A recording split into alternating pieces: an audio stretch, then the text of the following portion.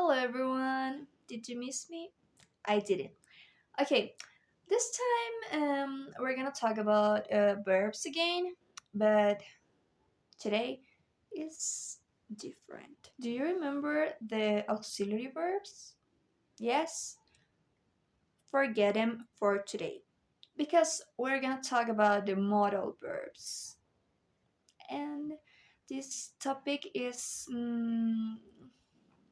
confusing for me because we can use the modal verbs with all tenses.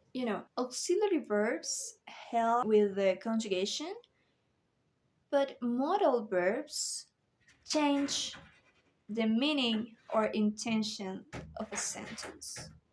So let's go. Today we will talk about 8 modal verbs: can, could, may, might, must, should, will, and would. Right. First, can. This modal verb is so popular and very used. Like, this verb is used for express an ability or permission. Like ability.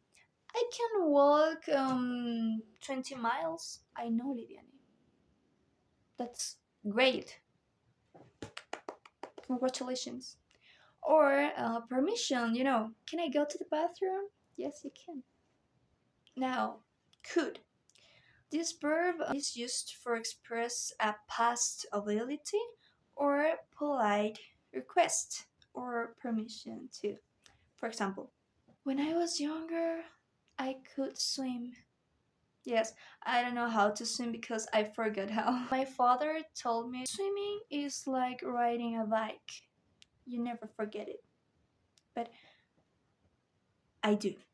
Or I tell my mother, Mom, could you help me with my homework? And my mom say, No, you're in the university, and I don't know what is the circumstantial time complement. Now, may. Okay, may and might are very similar.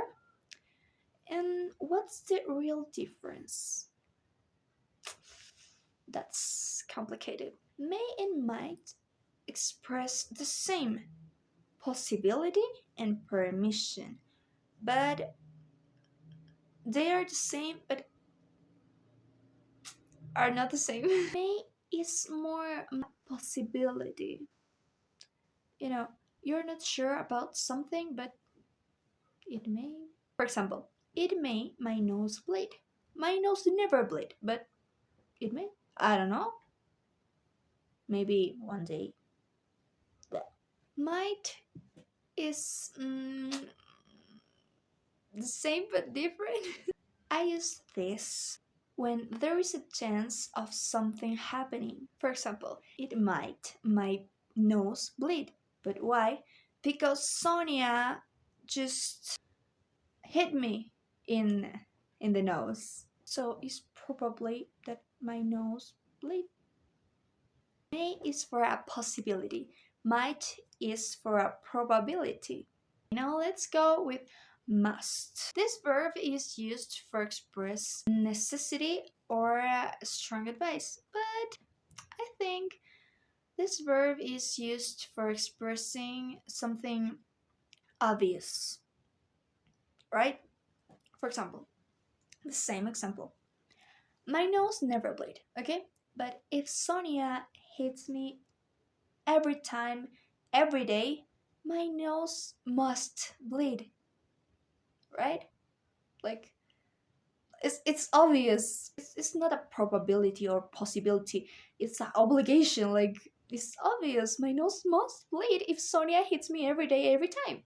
Now, should. Should is for express an advice. Like, my opinion. In my opinion, for example, with the same example, if I am Karen, for example, and I see that Sonia hits Mariana, I can say, Mariana, you shouldn't be friends with Sonia.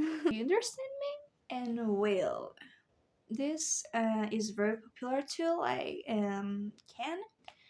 and this is used for express the future or certainty. Will is more used for express something that eventually happen or logic.